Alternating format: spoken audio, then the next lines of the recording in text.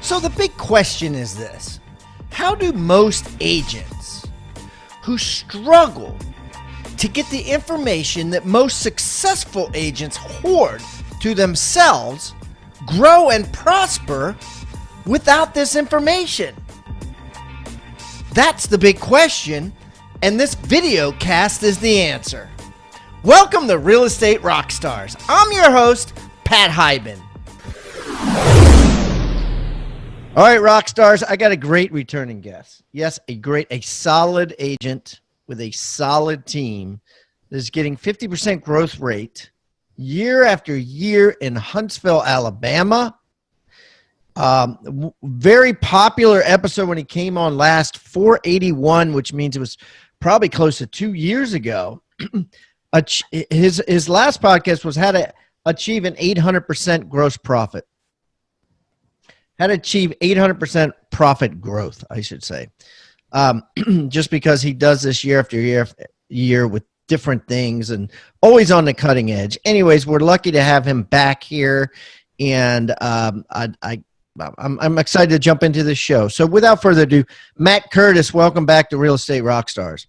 Thanks for having me. You know, the 800% gross profit would be a nice little trick, wouldn't it? Yeah, I don't know. This is what it was called. Boost your real estate profits and break plateaus with strategies that help Matt Curtis achieve 800% profit growth. I think it was like from the start till now, you've increased 800%. Yeah, and we continue. Gross profit, your GCI. Yeah. You got it. Yeah. But yeah, absolutely. Of course. Hey, I'll take it, right? Because, you know, it's all money, and providing you got a profit margin in there, you're still making more than you did last year. Exactly. Why don't you tell everybody about yourself, Matt, so they can get to know you better? Yeah, so we're a fast-growing real estate team. We're one of those independent brokerages that run the brokerage as a team. We've been on the 5,000 list past couple of years, fastest-growing companies in the nation, and we were number 50 on the Real Trends list last year in terms of top 50 teams. All right. And so how many houses is that? Like, what are you guys selling? Yeah, so this year we're going to close right around 800 transactions. Wow. And how long you been at this, Matt? I've been at this for about 10 years. Okay. What'd you do before real estate? My background's in computer engineering. So I started investing in real estate. I couldn't find an agent I felt comfortable with. So typical nerdy engineer, I'll just go get my own license, and one thing led to the next. That's awesome. I love that. And that's the story I hear over and over again, you know, just a frustration level with, you know, the quality of the agent, of their own agent, and said, I can do this better. Yeah, I mean, the industry has a lot of challenges. It's broken. When you have the average agent selling 4 or 5 houses a year, you know, that's not good for the agent. They're broke. You know, profit margins for the brokerages now are less than 3%. And then for the consumer, you know, if an agent's only selling 4 or 5 houses, they just don't have a level of experience to really properly serve that client. Yeah. Well, that's interesting. I'll touch base back on that 3% stat that you just quoted. But first of all, let's talk about your teamerage, right? What's it called? It's called Matt Curtis Real Estate. Done deal, right? And so what was your ECI at Matt Curtis Real Estate? What was the total gross you guys brought in? Yeah, so 2017, we brought in 3.6. And then 2018, we're on track to do about 5.2. Holy dirt. So you're really cranking up. You 3.6 to 5.2. That's a great jump. That's a great jump. So, and I'm going to talk about how you did that. So what's your profit margin? We're right at 25%. Wow. So you're right. So you're basically, yeah, $1.5 million, right? Yeah. I mean, if you do the math, we're going to be, you know, 25% would be 1.3. So we're actually going to be somewhere between 1.2 and 1.3 based on some reinvestment in the company at the end of the year. Yeah, of course. No, that's awesome, dude. Congratulations on that. That's a nice pinnacle for you to have achieved. How many years in a row have you achieved said pinnacle of having a, you know, $1 million EBITDA? Year number one. Yeah, this will be the first year. Last year, we were around 800. Okay. That's awesome. That's great, man. Good year.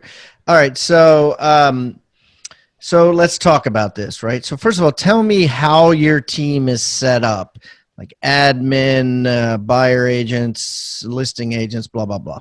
Yeah, I mean, we look at the real estate transaction process, and we think it's 3 distinct steps. So the middle is what agents typically enjoy doing. That's a buyer agent, a listing agent. Enjoy, basically somebody's belly to belly with the client, helping them find a house, helping them sell a house. On the front end is the marketing side. So that's a lot of what agents are either not good at or don't enjoy doing. So we offload that functionality. We generate around 1,400 leads per month. We have a database of over 50,000 leads now. And then on the back end, once it goes under contract, we offload anything that's not dollar productive for the agent.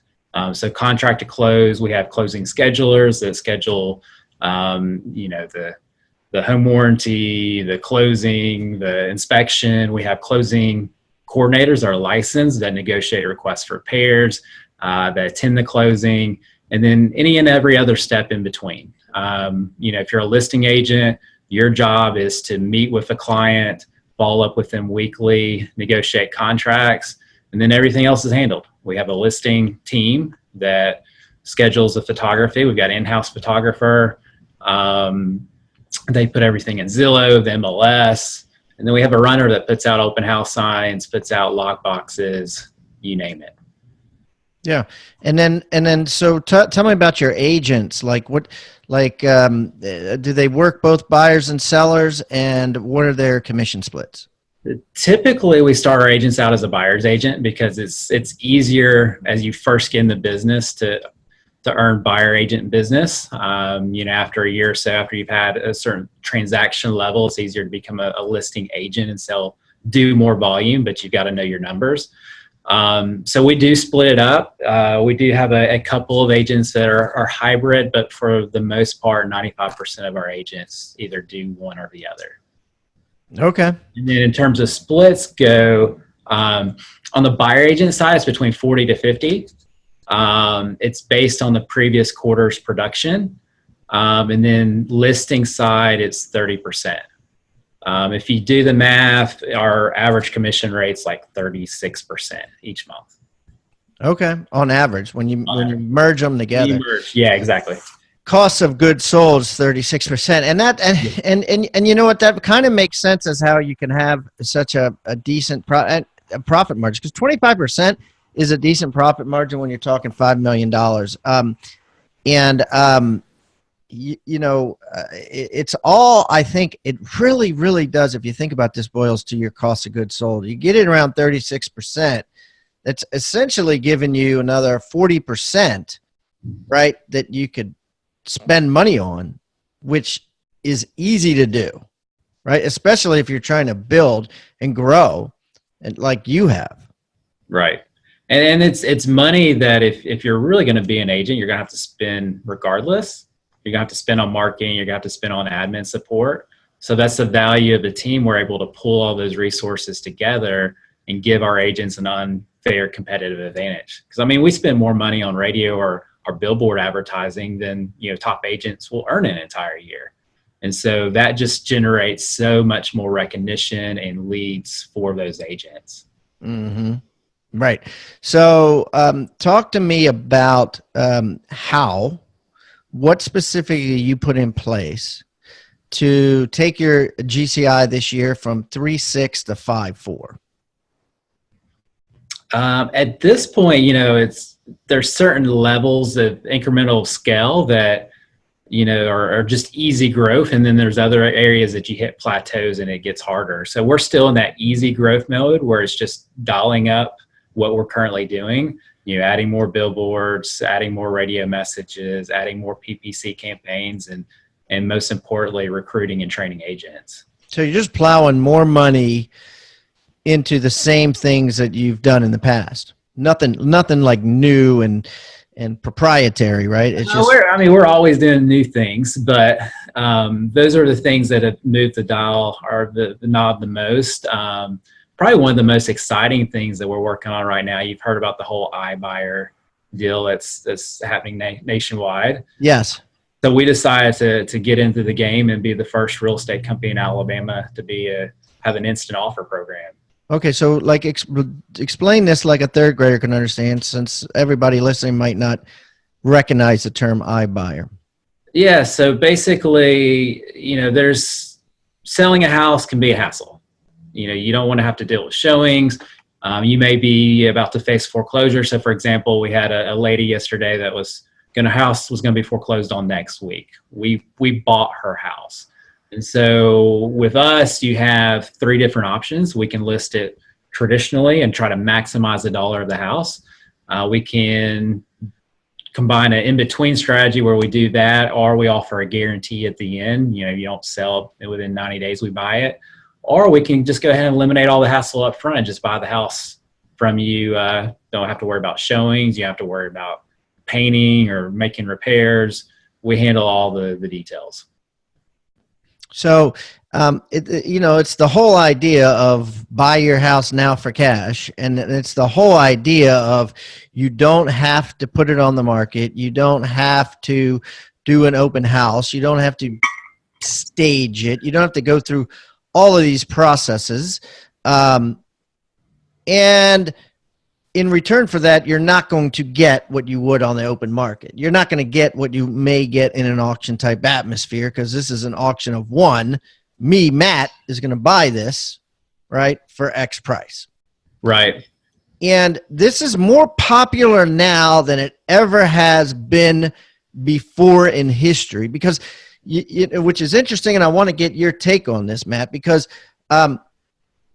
first of all, let me ask you this. I know the answer to this in my mind. Why do you think this is more popular now than it ever has been before? I think for 2 things. I think one is we're less patient as a society.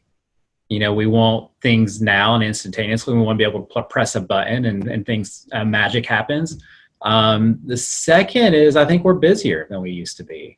And so that time equates to money and holding costs and those type of things. But I think where this program is different than where it's been in the past, it's typically been flipping investors that will buy it at 70-80% on the dollar. The iBuyers of today are really competitive and lean and mean, and they're able to offer really nice valuations. Like we're currently offering between 85 to 93% of value. We've got one that we're going to close here in a couple of weeks. It'll be 93%. And it really is it really 93% of value? I mean, because that does not give you much margin. It doesn't. So how does that benefit you? How's it benefit you having such a slim margin? Well, you got to know your numbers.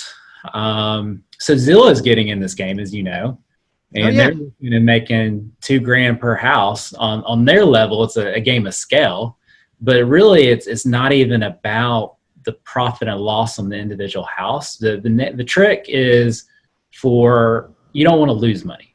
So if you buy 10 houses over the next 2 months, you have 5 winners, 5 losers, and they all balance out to 0. That's okay, because you just got additional transactions on your belt that you wouldn't possibly got in other hands. So you got paid commission. And then also you're getting introduced to other traditional sales that you wouldn't be introduced to otherwise.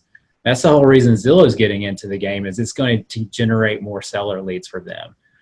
So same thing for us. It generates additional seller leads. Wait a minute. Let's slow this down. Yeah. For you, right, I think it makes sense because, like you said, you could make more money on other things. It could be a loss leader, right? You make $2,000. You make 7%. Maybe, right? When the market shifts, you lose that 7% like that, right? When the market shifts, Zillow is going to lose that $2,000 like that. It's a game of musical chairs, right?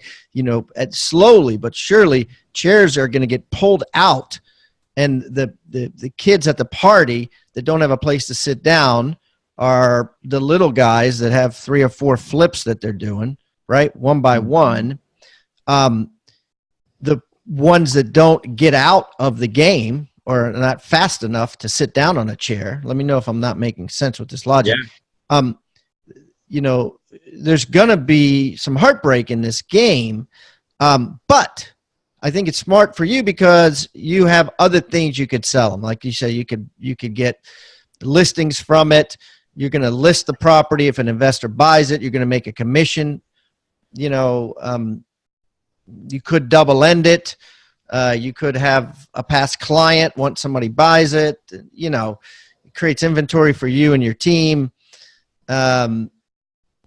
I don't know if it makes sense on a big scale at $2,000 a house. I mean, what were the numbers going to work on a wide scale when the market shifts and all of a sudden, you know, investors stop buying because they can't make their margins anymore?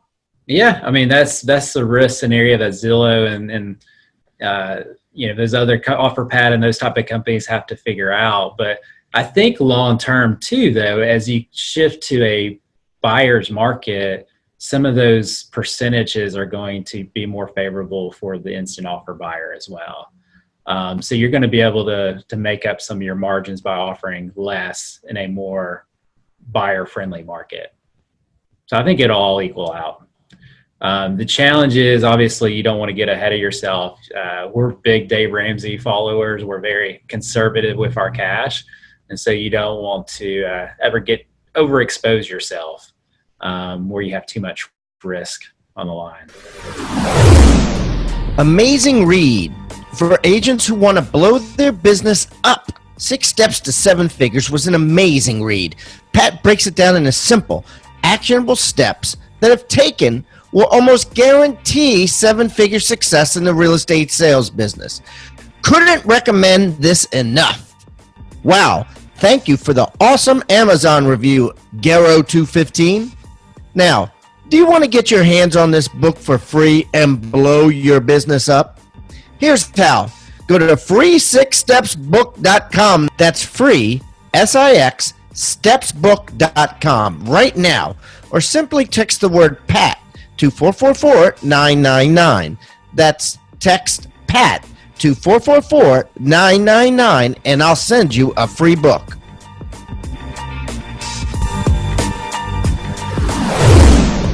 So what does that mean for you? You're only going to buy X amount a month? We are. Yeah, we have a hard limit on what we will buy. How many? Right now we'll buy up to up to $1 million of inventory currently. Okay. Yeah. So once you get to $1 million of inventory, you stop. We stop. And yeah. somebody wants if someone clicks the button, they're like, hey, you put you on a waiting list. Put you on a waiting list, but you know, we're also you become a market maker. You know, you own your own inventory, but there's other creative things that you can do as well in terms of offloading that property without putting it on your balance sheet. It's like what? You just sell directly to somebody else in your database. Right. Okay. Because I mean, if you're in a hot seller's market and they can buy a house at 93% of value, you just made their day. You just double ended the property. Yeah. Okay, so let me ask you this. This is another question. I'm glad you know you're high-minded enough to go to these big ideas here and these thoughts. So right now, again, more than ever in history, there's more investors, right? There's more flippers. Real estate, rental real estate, or flipping real estate, short-term holds, right, and flips are a highly respected class. A lot of it has to do with, like you said, our culture wants to get rid of houses fast. So there's a lot more sellers that are raising their hand saying, I'll sell this on the cheap. Whereas 10 years ago, 20 years ago, they'd be like, hell no, I'm not taking 80% of value. Right. You know, I'll put it on the market and wait, right? Mm-hmm. Much more patient society then. But my question is, do you think that eventually it will not be as respected of an asset class, i.e. asset classes are kind of like a popularity contest. And right now, multifamily, like apartment buildings, are astronomically respected, meaning there are cranes everywhere. Everyone wants to own them. Not, so respected might be, bonds, right? Or, there's been times when you have, internet stocks are respected, or Bitcoin or whatever, stuff like this goes in and out. Do you think there'll be a time where this whole investor rush with all these cash buyers and all these people willing to buy flips will dissipate? Oh, absolutely. As the economy turns, real estate's always cyclical. So I think real estate across the nation is probably overbought. I don't think it is here locally in our area, but over the rest of the country, we've seen, I think on average, 50% appreciation rates over the last few years. So I don't think that trend can continue. And as those rates, as values start to plummet or start to drop slightly, you're going to have the risk of the investors, everybody got in. And so everybody that over leveraged themselves will get out of the game, and some of them will get foreclosed on, just like we saw last time. Fascinating. Okay, so let's shift gears a little bit. Let's talk about technology, right? I mean, You're on the cutting edge. You got a lot of things going on, a lot of moving parts. Give me some cool technologies that you guys are using. What are your favorites? Whether it be software in-house, whether it be apps. Let's just hit a bunch of them. Yeah, our absolute favorite is by far Salesforce, which, as you probably know, powers most of the Fortune 500 companies. It's over $1 billion CRM system. It's something that I recommend, very conservatively, because it's one of those things you can do anything with it. That's the power of it. The weakness is you can do anything with it. And so you can really spend a lot of time and money developing your Salesforce systems. But that being said, if you're wanting to build a team that sells 800, 1,000, 2,000 plus units per year, you're going to have that type of technology. And so we've dove in, head first into Salesforce waters. I mean, we've got 100 hours a week being programmed in the Salesforce environment, and it's really taking us to the next level.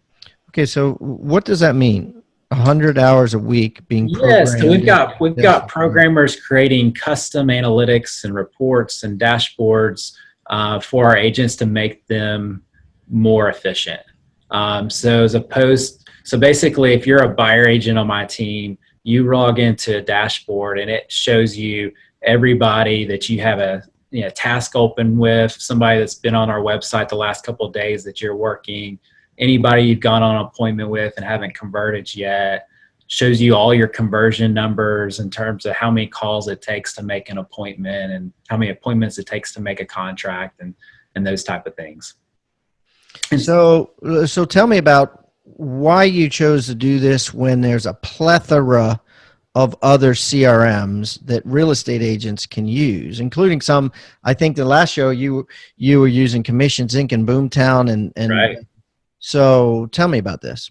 I mean, they're all great platforms, but none of them had the analytics that we needed to run our business. So what are the analytics that you need that can't be provided by a CRM on the market today? So for one, our Salesforce platform integrates all of our leads directly into the source, and then it calculates our return on investment, our cost per lead, all the metrics that we need to determine whether that marketing source is working for us. And then the other thing is it just wasn't tracking metrics for our agents like we needed it to. So most agents, you ask them how many calls they made that day, and feels like 50, it feels like 100. But then you go back and you actually look at it, and it might have been 8 or 10. And so you can't really help that agent until you know what the effort was. And so if it's going to take 20 calls a day to be effective in this business and they're making 10, then it's just an effort conversation, a motivation conversation. But if they're making 60 calls a day and not making the sales that they need to make, then it's a training issue. And so that's allowed us to get ahead of the curve and provide coaching for our agents before in the past, they would get out of the business because they weren't making any sales. So now we can know on week one, what the problem is and course correct. Does it link to their cell phone? No, but they just log into in Salesforce and log their notes. So based on logging a note, then we do all the analytics based on all the activity. So they have to make the call, and then right after the call, they got to type it into Salesforce. You got it. Because I mean, they're working, say 100 different clients too. They're going to need that reminder of when they need to follow up with the right. So they do a lot of them do it with landlines, with a computer screen in front of them, or are they doing it on their cell phones? Like, what's most effective? Yeah, typically they're doing it right there in front of their computer and just typing as they talk. You got it. Yeah, I like that. Okay, so what would you say, right, outside of agent SOI right now, is your number one source of leads? Agent SOI is actually one of the lower amounts. So agent SOI is only 16% of our business. Okay. 84% is marketing based or from the company. So billboards is a big one, radio, of course, our website, Google reviews, yard signs. All that. How many reviews are you up to? We're up to over 1,500 now. In total? Yeah, between Zillow, Google, and Facebook. What do you like best? I like Google because most people are, searching on Google. And so it's free Google juice, basically. Free Google juice, yeah. Yeah, I mean, we get so many people that call us. I was just researching real estate agents and your name popped up. And so how do you how are your agents, how do your agents decide, hey, go to Yelp or go to Google or go to Facebook, or, and how do they get, like, you obviously can't get 1,500 reviews for a small brokerage without a concerted effort. So talk to me about that. Yeah, you got it. So what we preach is it's all about that moment of happiness. So you give the client they just work out a deal on a contract. Client says thank you. So so I try to program my team to look for certain words. So when they say thank you, anytime you say thank you, ask for a review. So you went above and beyond getting a request for repairs worked out, and they tell you thank you. Great. Can you also submit a review for me? So we have basically the way that we do it is our agents, our closing coordinators, our client care department that calls after closing. They all ask about the experience, and if they're happy, they ask for a review. We give them we have Texas Roadhouses here, so we give them a $5 Texas Roadhouse gift card for every review, or a Starbucks gift card if that's what they want. And that's how we do it. We send them all 3 links. We also make the links easy for the consumer. Because, if you go on Google, it's going to have 1,000 different characters. It's going to be a really long line. So we just buy URLs that redirect. So like 5stargoogle.com, or we had 5starfacebook.com, but we got a legal letter on that. So we changed that. 5starzillow.com, those type of things. No, I think that's really smart. I started doing that with my stuff, like my calendar. I created my own little thing and just redirected it. And then I started thinking of other things that I could do it with too, right? And it's rather than these lengthy things that you got to type out, or sometimes when you text somebody a website, if it's lengthy, a dash is put in the middle of it and then the link is broken. Mm-hmm. So if you can create a short thing like, curtisreview.com, boom, Yeah. and then you could just say, go to curtisreview.com or whatever. Yeah. Consumers are busy now. I mean, if it takes them an extra, anything you can make easy for them, they'll do. But the first hiccup, they're going, oh, it didn't work, and they're on to their next thing. Do agents come and work for your company and get like spun out by the massive amounts of accountability? No, that's not an issue with us. And I think it's because of the amount of interviewing that we do. So we're really, really particular about who we hire. So I would say that would be an issue if we were like a traditional brokerage and just hired everybody. You fog up a mirror, you can come over here. All right. So tell me about the interview process, and better yet, tell me about, first of all, where you get the agents to raise their hand to be interviewed, and then tell me about the whole process you take them through. Yeah. So on the recruiting side, with our billboards, our mass market campaign, we do have a lot of people reach out to us. We also look at statistics in the MLS and determine who we want to target. So we do those two things. We send mass emails. Really, no big secret sauce on the recruiting side other than just attracting a lot of people. In terms of the interview process, we do attract a lot of people, and we are very particular. So one of the things that's worked really well for us is having lunch and learns. We also had a career night the other night, worked pretty much the same way. But with that, we'll track 15, 20, 25 individuals, give them free lunch, offer to answer any questions that they have about getting licensed, about our team, have basically a basic Q&A. And what that allows us to do is quickly pre-screen who we want to sit down and interview. Because, typically 20, 25 people, that might take us 15 hours to sit down and one by one, right? Yeah. So, and that, it takes us an hour, and we can typically get, 4 or 5 solid interviews. Well, okay. So you get 25 people in the room, you feed them lunch, and what do you do? What do you ask? What do you do? Yeah. I mean, we've done it a couple different ways. I've had like presentations that we've done. The way that's worked the best is I just have everybody go around and introduce themselves. Hey, my name is, Joe. I'm new to real estate. I've been selling real estate for 10 years. And I also have them give their most embarrassing moment. I have everybody go around the room. Really? That way we get everybody's names. I got people in the back kind of writing notes. And then I just open it up. I said, hey, we're here for you. Complete open books. What do you want to know about real estate? What do you want to know about our team, our culture? And then the questions start going. And then there's certain things I always try to talk about, and I work those into the conversation as well. I want you to think about the word toolbox. What is a toolbox? A toolbox is a box full of tools that you use to build something great.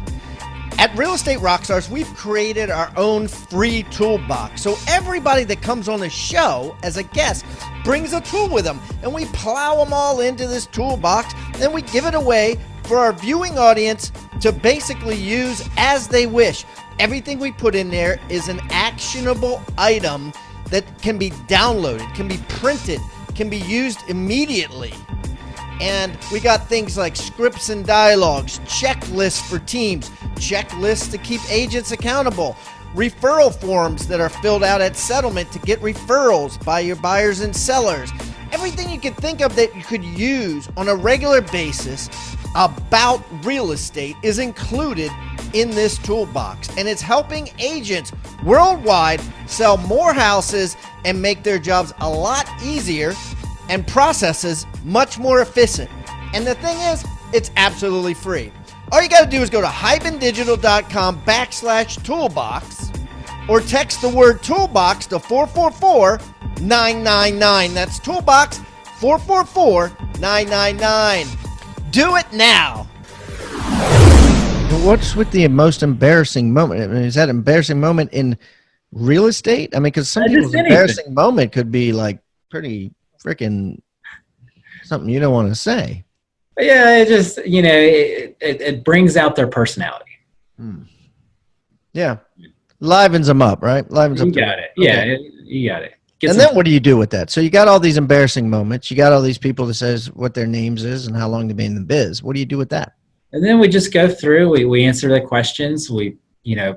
Telling is not selling. So it's really important to have good stories. And so we have great stories about, why a team is better than working with a franchise and how we work and our culture. And so all those type of things. But the other thing that I think is really important is, why do people buy? Because other people are buying. Why do people not buy? Because people aren't buying. And so we use that kind of that herd mentality of, okay, at the end, who's interested in interviewing with us? Raise your hand. And so now, the whole room is raising their hand and they, it kind of creates this feeding frenzy of everybody wants to get in, and they realize how difficult it is to get in with us. And so they're now, instead of us interviewing us, they're now trying to sell us on why they need to be able to have an opportunity to join our team. And do you go around and ask them, like, why should we interview you? Or do you No, just so I just leave it at that. We just, raise your hand if you're interested in interviewing. And then we have a sign up sheet where they go and sign up for interviews. And then from there, we decide who we want to interview. So that's one thing that we do. The other thing is if you were on our list, you were somebody that we felt like might be a good fit for us, we'd give you a call and recruit you. And we offer kind of 2 paths, so one thing might be, hey, Matt, I've heard a lot about you guys, but I'm not sure if I want to interview yet. And so we have an info session. We'll just sit down with you 30 minutes, answer any questions that you have. And then, another option might be, you might say, hey, Matt, I've heard great things about you. I know I'm in, I want to interview. So we'll go ahead and do a quick 30-minute interview with you. So that's the first step. From there, we do a group interview with 3 other team members. That's more like a cultural type interview. We judge you based on, whether or not you fit with our cultural values. And then there's a final interview, which I used to do, but I've got somebody that's our broker now. So she does those interviews. And so the 3 people, they're like a jury? Do they just kind of decide, or they put in like an anonymous vote, yes, no, or what do you do? We have an interview rating form. So there's like 10 different things that we're looking for. And so they judge it from 1 to 10 based on those 10 categories. And then the final yes or no, thumbs up or thumbs down. Wow. And how many agents do you have now, Matt? I have to think, because we've hired a few here lately. We're at 38. 38 agents. And how many people do you have in the staff and the salaried, total team, we're right at about 60 right now. 60 people. Okay. Yeah, by the end of the year, we're going to be about 70. Do you have a mortgage and a title company? No, not yet. We're working on a title company. Why not mortgage too? When I looked at, we were looking at those numbers this year, and our market, from what we can tell, has gotten very competitive in mortgage, and people are buying business. And so with the volume that we were looking at doing, it wasn't going to be profitable enough. Yeah. And they probably wanted you to personally sign some stuff too, which is a scary part about owning a mortgage company if it's not a joint venture, Right. Okay. So you are going to do title, which is smart. And tell me about training. Like, how are you training 36 agents? So a couple of things. One is ongoing training. We base our leadership. We took a couple of different models, the military model, the biblical model. You basically, every 4 to 5 people have a team lead. Wait a minute. The military model. Yeah. The biblical model. Yeah. And so if you look at those models, typically you have a leader for every 4 to 5. Oh, okay. Okay. Yep. And so that's how we modeled our company off of. And so that team lead meets with that agent every single week. And they're in touch with them throughout the week. So that's for accountability. That's for encouragement. Because one of the issues that we had in the past was, with an agent, you might not find out a problem until it's a month later. And at that point, it's too late. If you find out about the problem week 1, you can course correct and make any adjustments that you need to do. So that's decrease the churn rate. So that's one thing. And then if you were to join our team, like we have next week, we have a buyer's agent boot camp.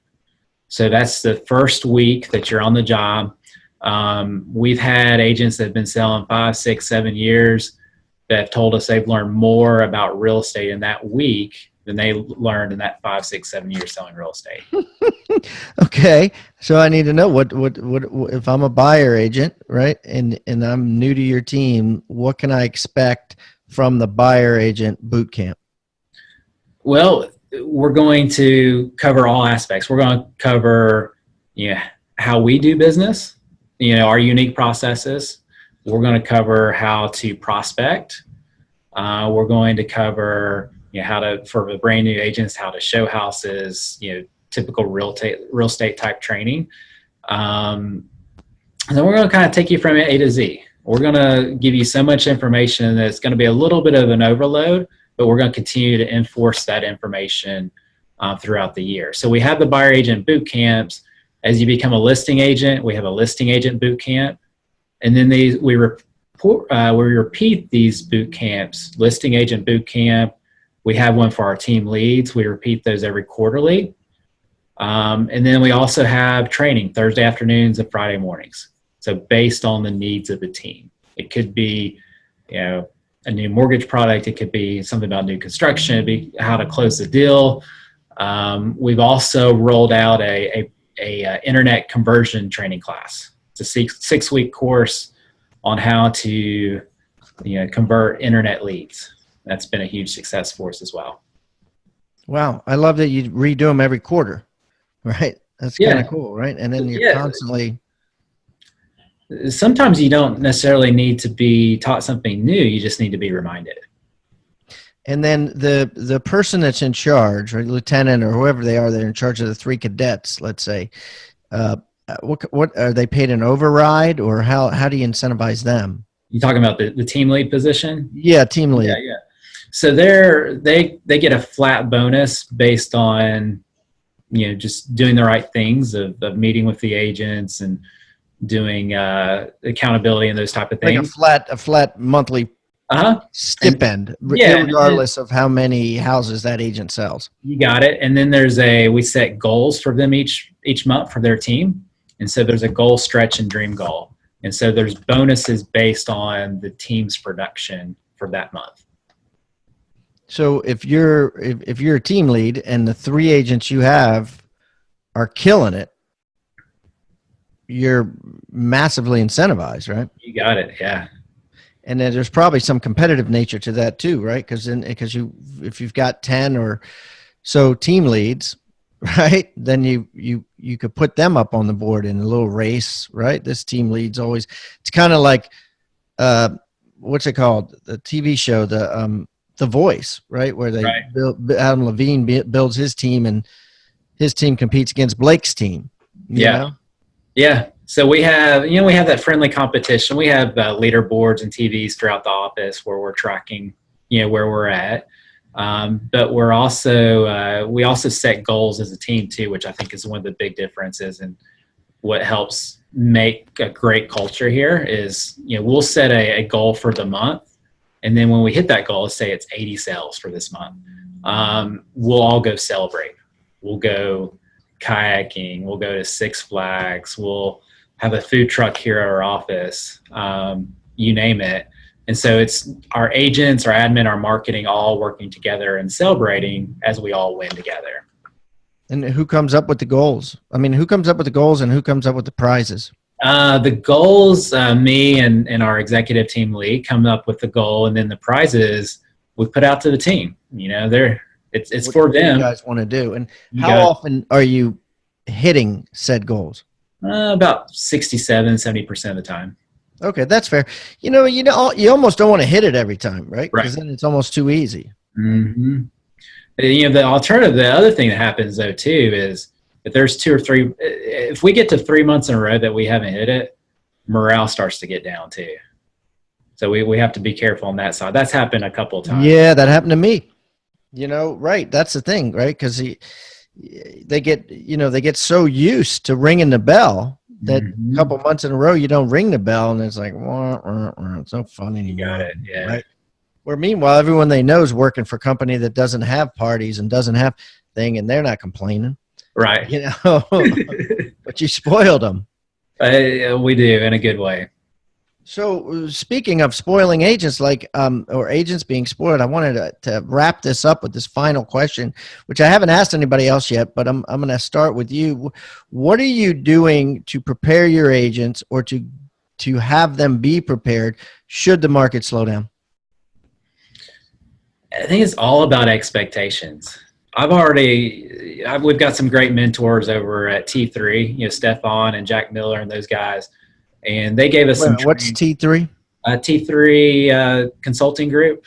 Okay. So you hired T3 to coach you? Is that what it is? You got it. Pretty much, yeah. Okay. Yeah. So all right, keep going. Yeah. So they have a training course that they basically walked us through the different stages of real estate. And so I did the same training with our team. And the big thing is just setting expectations of, hey, we're in that seller's market now. What do the other markets look like? And why you don't have to be afraid of it? Because a company like ours, we're going to do what Jim Collins calls a 20-mile march. We're going to continue to grow regardless of whether we're in a good market or a bad market. A good market, we're going to be conservative and not grow as much as we could, just not to over leverage ourselves. And in a bad market, we're going to put the pedal to the metal when nobody else is spending money on advertising. And so bad market is not bad for us because we're just going to continue to pick up additional market share. And we're going to continue to grow, which is going to help catapult us in the future. Does that make sense? 100%. Yeah. I mean, it's essentially what Gary Keller did with Keller Williams when the market tanked. You know what I mean? He said, okay, now we're going to spend more money on soldiers to grow our business. So when it does come back, we'll, be flying high. And that's what happened, Yeah. A lot of successful companies start during a recession.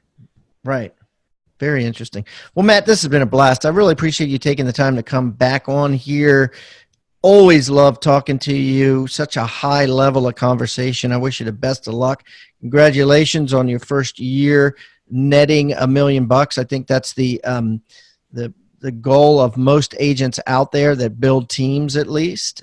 So it looks like you're going to achieve that this year. And so congrats on that. And listen, if I'm ever in your neck of the woods, I will definitely look you up and break some bread. I don't think I've ever been personally to Alabama, the entire state. So maybe I can take a random trip out there. So I'll definitely look you up if I'm in Huntsville, my friend.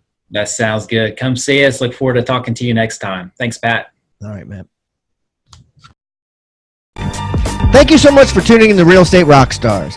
If this free content is giving you a ton of value, I want to ask a small favor in return. I need you to pull out your pointing finger and hit the subscribe button. Yes, hit subscribe, please.